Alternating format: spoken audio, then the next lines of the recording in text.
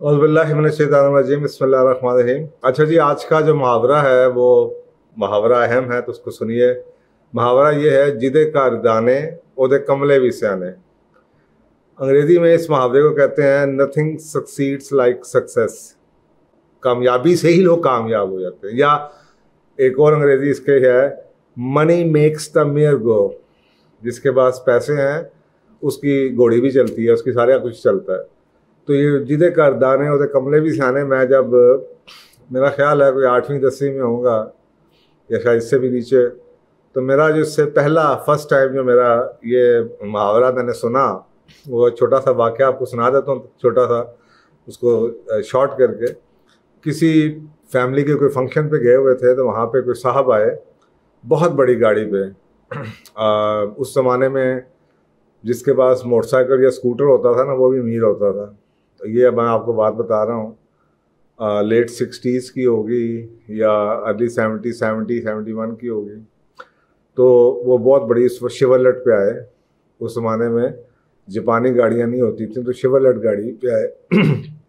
तो बहुत बड़ी कोई पोजीशन पे थे। तो मैं वहाँ पे बुजुर्ग बैठे हुए थे, बड़े बड़े मर्दान खाने हुआ करते थे, जनान खाने ज़्यादा हुआ करते थे, बहुत बड़ा घर। तो मुझे याद पड़ता है कि शायद मैं किसी ने मुझे कहा कि अंदर ले जाओ ड्रिंक, पानी शानी ले जाओ, तो मैं लेके गया। वहाँ पे बातें चल रही थी। तो वो जो साहब थे सारे, जो गाड़ी बड़ी पे आए, तो वो सारे उनकी तरह मुतवज्जा होकर उनकी बातें सुन रहे थे, जबकि देखने में उनसे ज़्यादा मैच्योर लोग, ज़्यादा एक्सपीरियंस लोग, सीनियर लोग भी बैठे हुए थे। खैर वो जब आधे पौने घंटे के बाद चले गए, उस वक्त मुझे बॉडी लैंग्वेज की तो इतनी बच्चों को समझ नहीं होती, लेकिन मुझे लग रहा था कि सारे इनकी बातें सुन रहे हैं और सारे बस चुप हैं। तो जब वो उठ के गए तो एक बुज़ुर्ग ने, लोगों ने कुछ बातें शुरू कर दी। मुझे नहीं पता क्या बातें शुरू कर दी, लेकिन मुझे बुज़ुर्ग की बात याद है। उन्होंने आगे से उस डिस्कशन को, जो ऑनगोइंग डिस्कशन चल रही थी, उसको ये कह के ख़त्म किया कि यार छोड़ो, जिदे घर दाने होते कमले भी सियाने। यानी कि अगर आप उसकी बात समझ नहीं भी आ रही, तो वो आज उसके पास पैसा क्योंकि आ गया है, उसकी पोजीशन है, तो इसलिए वो अपने आप को अब हर बात पे अक्लमंद समझता है। अच्छा, मुझे अब ये बात याद की, और मुझे बात ये याद है कि जब ये ख़त्म हुई तो मैंने उसी दिन फिर अपने अब्बू से पूछा। मैंने कहा जी ये क्या, इसका क्या मतलब होता है, ये जिदे घर दाने होते कमले। तो फिर मुझे उन्होंने एक्सप्लेन किया। मसला ये है कि अब ये जो मुहावरा है ये आपको ये बता रहा है कि इसने ज़िंदगी का एक नया पर्सपेक्टिव दिया। और शायद जो मेरी किताबें हैं, रोड टू सक्सेस और कामयाबी, शरह कामयाबी, उसमें भी आपको ये नज़र आता है कि अगर आप चाहते हैं कि लोग आपकी बात को समझें या आपकी बात को सुने, तो आपको कामयाब होना पड़ेगा। कोई शख्स भी इंटरेस्टेड नहीं है किसी ऐसे शख्स की बात सुनने में, चाहे वो अच्छी से अच्छी बात भी कर रहा हो, जो कि खुद ज़िंदगी में कामयाब नहीं है। अगर वो खुद ज़िंदगी में कामयाब नहीं है तो लोग यही कहते हैं कि यार अगर इसकी बातें इतनी वैल्यूएबल होती तो ये खुद कामयाब हो जाता। तो एक तो ये इसका पॉइंट, ज़ाहिरी तौर पे तो ये पॉइंट नज़र आता है कि जी अगर आप चाहते हैं कि लोग आपकी बात सुने, तो एक्शन, जैसे कहते हैं action speaks louder than words, या success speaks louder than word, कि सक्सेस कामयाब हो जाए तो फिर लोग कहेंगे यार जो ये बातें कहता है ठीक ही होंगी, क्योंकि अगर ये ठीक ही होंगी तभी तो ये कामयाब हुआ है। तो एक तो ये इसका पर्सपेक्टिव था कि यार अगर आप चाहते हैं लाइफ में कि अगर आप कामयाब ज़िंदगी गुजारना चाहते हैं, तो आपको किसी ना किसी तरीके से कामयाब होना पड़ेगा।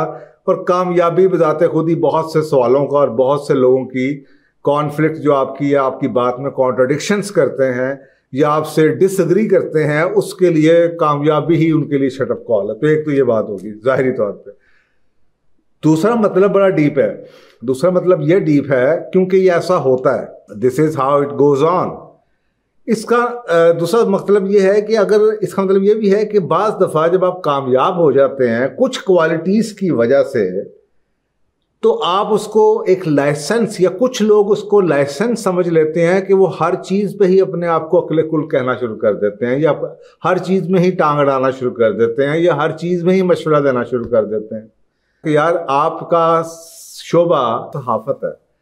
अब सहाफ़त हैं, आपके सामने कोई इकोनॉमिस्ट बैठा हुआ है, कोई डॉक्टर बैठा हुआ है, या कोई और अपने इंजीनियर बैठा हुआ है, या कोई जनाब बायोलॉजिस्ट बैठा हुआ है, आप सिर्फ इस वजह से कि कामयाब सहाफ़ी हैं और आपके बहुत फॉलोअर्स हैं, डज नॉट मीन कि आपके पास तमाम सब्जेक्ट्स का नॉलेज है। और यही नुकसान है कि जो लोग कामयाब हो जाते हैं, कुछ ना कुछ उनमें क्वालिटीज़ होती होंगी, लेकिन ज़रूरी नहीं कि हर शोबे में ही उनके पास कोई ना कोई गीदड़ सिंगी है या उनके पास हर शोबे के अंदर कोई एक्सपर्टीज़ अवेलेबल है। लेकिन बिकॉज वो कामयाब हो गए हैं किसी वजह से या अपनी किसी क्वालिटी की वजह से, तो अब वो ये समझते हैं कि जी उनका हक है कि हर चीज़ पे ओपिनियन दें और हर चीज़ के ऊपर उनकी जो ओपिनियन है उसको वैल्यू किया जाए। तो आपको नंबर एक, आपको ये पता होना चाहिए कि अगर आप कुछ कहना चाहते हैं, सुनना, लोगों को सुनाना चाहते हैं या आपके पास कुछ अच्छे मशवरे हैं, तो पहले आपको कामयाब होना पड़ेगा, ताकि अगर आप कामयाब हो जाएं तो लोग आपकी बात सुनना शुरू कर दें।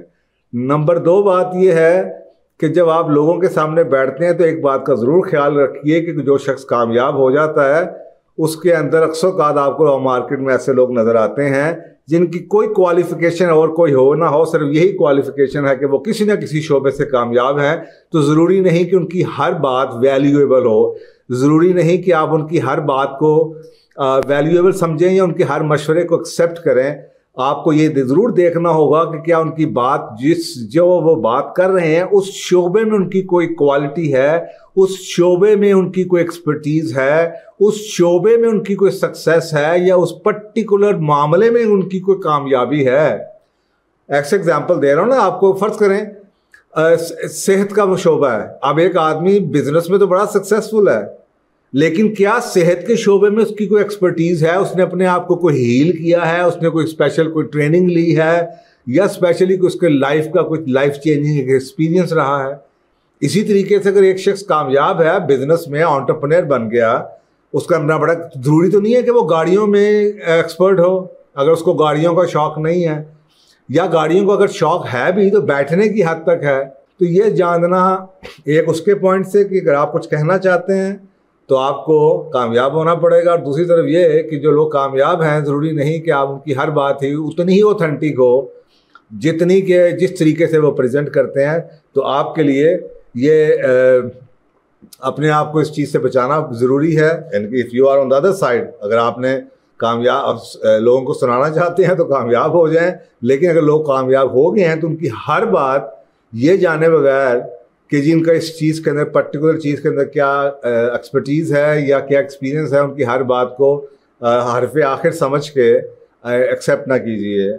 और ये आज के दौर में सोशल मीडिया की वजह से इतनी ज़्यादा इन्फॉर्मेशन है आजकल के दौर में, ये बात पहले से कहीं ज़्यादा अहम है, क्योंकि ऐसे ऐसे लोग ओपिनियन दे रहे हैं उन पर्टिकुलर सब्जेक्ट्स और इश्यूज़ के अंदर जिनमें उनकी कोई एक्सपर्टीज़ नहीं है। तो जनाब थैंक यू। ये है ਜਿਹਦੇ ਘਰ ਦਾਣੇ ਉਹਦੇ कमले भी सियाने। जज़ाकल्लाह।